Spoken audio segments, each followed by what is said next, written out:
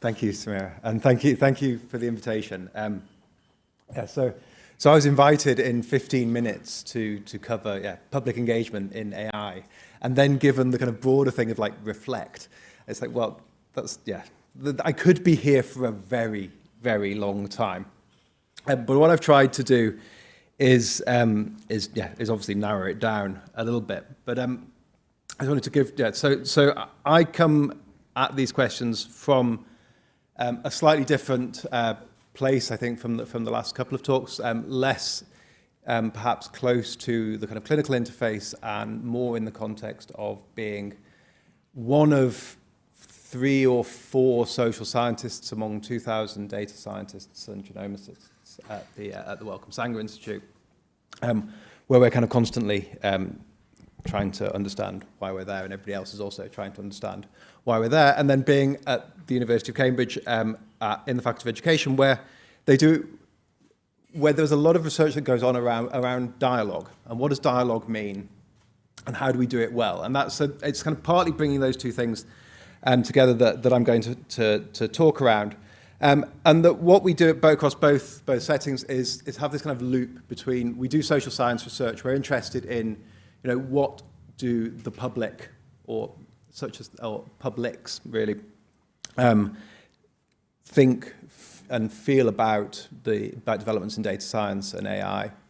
How do we then feed those kinds of understandings into how we do engagement as part of our practice? We have a public engagement team across both sites. And then how do we understand how do we use our research to understand what's actually going on in the engagement that we do? And so one area that we do a lot of research on as well, and I just wanted to kind of to nod to it a little bit, was we're really interested in questions around trust, and trust has come up quite a lot in the conversations so far. And we know, there's some things we know about trust, or the lack of trust in the health research system and in data science more broadly. And I think, was it Samira, you put up the quote about, that it's not just about aiming for trust, it's about being trustworthy, which has become, I think it's been a really good shift over the last kind of 4, 5, 6 years maybe to this conversation around trustworthiness. But equally, it leaves you in this kind of complicated place where, so O'Neill, the philosopher, talks about, that you can quite happily be trustworthy and nobody will trust you. And that what we're looking for in these data systems is actually building this well-placed trust, so that people are putting in trust in institutions and individuals who are trustworthy, and not putting them in individuals and institutions who aren't, and vice versa. So I think that's the real challenge, is it's not just about being trustworthy, it's also about thinking about how you build that relationship in the middle, and about how you demonstrate trustworthiness, how you make yourself trustable, essentially. And I think that's where a lot of this conversation around public engagement comes in. So I'm going to talk a little bit about a couple of projects we've been involved in, and then use that to kind of bounce off into, I think, into some reflections on a couple of the good practice standards that PEDRI have put together, which I think are a fantastic piece of work. So congratulations. So there we go. Yeah, in terms of, so this was where, being asked to reflect on public engagement in AI, and rather than then try to think about everything that we know from the vast array of public attitudes research, and then the kind of growing body of active engagement work that has been done, I just wanted to flag a couple of things that we've been involved in over the last couple of years. And partly because what they do is highlight some of the spaces where inclusion and engagement and involvement just isn't yet happening. So this was a project where we were supporting Connected by Data, who are an NGO who work on questions related to data and data governance. In November 2023, when the AI Safety Summit was taking place at Bletchley Park. And one of the things that was really striking about the AI Safety Summit was the complete exclusion of a public or a kind of civil society voice. And so with Connected by Data, with our colleagues at AI at CAM, with the Mozilla Foundation and the Ed Lovelace Institute, we helped coordinate this people's panel on AI, essentially asking, what are the things, if people were involved in the AI Safety Summit, what kinds of things would they be talking about? And I really like that this is the quote from one of the People's Panels member, that what the panel was doing, and it may be, if you cast your minds back a couple of years, this was a summit that took place against the backgrounds of these conversations around existential risk and the horrors that lie in our future. But what the panel were pointing out was the questions that weren't being thought about, that they were the kind of grounding of this conversation in how's the development of AI, there may be the existential threat in the future, but the more immediate questions about how's it going to affect factory workers and teachers, how's it going to ask the questions that are of concern to the whole population rather than that tiny bubble of tech people.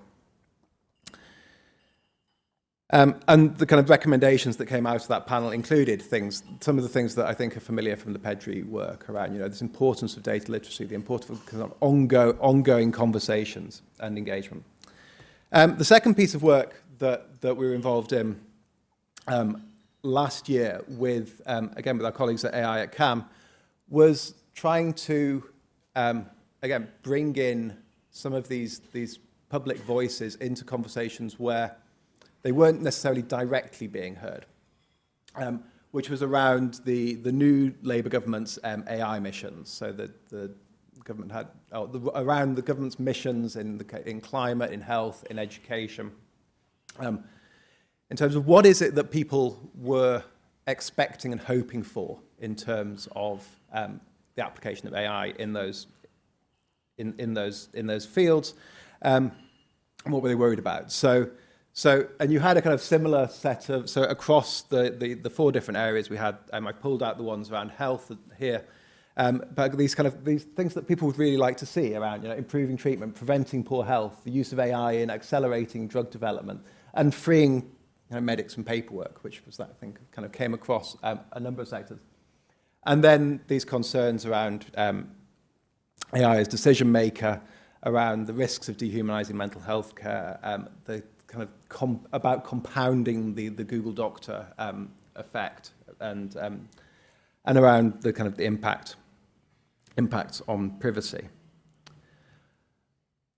And so each of these was this kind of dialogue event where we brought people together over kind of 2-3 days to talk about their hopes, expectations, and to engage in this kind of back and forth with experts in these areas. And each of them aimed to bring some different voices into the kind of policy and research discussions that were going on.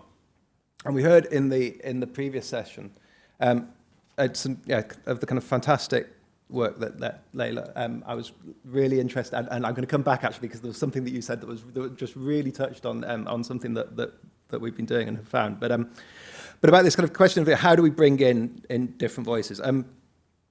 And in particular, recognizing the fact that when we're talking about the impact of data science and the impact of AI, that's not even, oh crumbs, right, okay, 2 minutes. Okay, that's not the same across populations. And so, but also the fact that when we think about engagement, we're also not equally engaging across the population. That if we're talking about these large-scale kind of dialogues, and I think the kind of the question from ScienceWise here was really interesting, that we know that within the population, different individuals, different groups are more or less engaged, and that the reasons for that reflect both systemic factors and kind of questions of geography, of race, of education, of gender and age. This is from the British Science Association, but they also reflect the way that those different systemic factors play out at individual levels. And so if we think about, where for the People's Panel on AI, we invite people by sortition, essentially, as a kind of broad sample of the population. But when that letter lands on somebody's doorstep, people feel more or less able to take part in these engagement activities. And that this is shaped by all kinds of things. So it might be, so we know, for example, that your willingness to take part in public engagement events is affected by your science capital, or by how you feel about science, by questions of trust, whether you feel it's worth taking part in a conversation if you don't feel that you're going to be listened to. But it also reflects things about you, some people, as we all know, are better at taking part in conversations that are two-way than other people, or more open to dialogue, or feel better able to express themselves. And these are all things that we can endeavour to understand and impact as well. Okay, so that was my first one, was this kind of reflection on that principle around equity, diversity, and inclusion in terms of engagement. And the second was this question around two-way communication, and I think this is fascinating. So we've had kind of 25 years in the UK of a call for dialogue around science and technology, and we've had all kinds of wonderful things happen. But what we very rarely actually know is where the dialogue is taking place. And again, I think we've probably all been in environments where we're put around a table or in a meeting and we're told that we're taking part in a conversation or a dialogue, but then people talk at us or talk past us, or we're in a setting where we have a kind of an ability to openly express what we think and feel, which is really valuable. But then we don't then have a way of having a back and forth that allows us to produce something different at the end of that process than where everybody individually went into it at the end. So if we want these dialogic approaches to be able to deliver this mechanism of empowering the disenfranchised, that we need to get better at actually understanding and evaluating whether we are dialoguing. Okay. And I will leave you tantalizingly, because I am out of time, but with some of our efforts to do this, one of which is putting AI researchers from the University of Cambridge on double-decker buses in the middle of town and just asking them to take part in open conversations with members of the public about what they worry about and what they hope for, not necessarily their research, but actually why they're doing this and where they hope it's going, and trying to kind of connect in different ways. Doing that in cafes and restaurants, doing that at iftar meals during Ramadan. And again, this kind of use of food, I think, here was this kind of the way that people can kind of come together, and you're trying to flatten some of these power relationships and build these kind of conversations. So I will now wrap up, and apologies for running slightly over. But so with a call for this kind of thinking about the process of engagement and thinking about actually what's going on in these settings. And that this all does link back to this question of trust. And this is a framing of trust which comes, so this is the work of Nancy Potter, but this idea that there is an element of trust which is about showing that you can be trusted, but also that you care, that you're responsive. That you've got a clear vision of what it is that you are being trusted to do, and what it is that you're being able to offer, and understanding how your ability to do that is shaped by the constraints that we all work in. So I will leave it there. Thanks.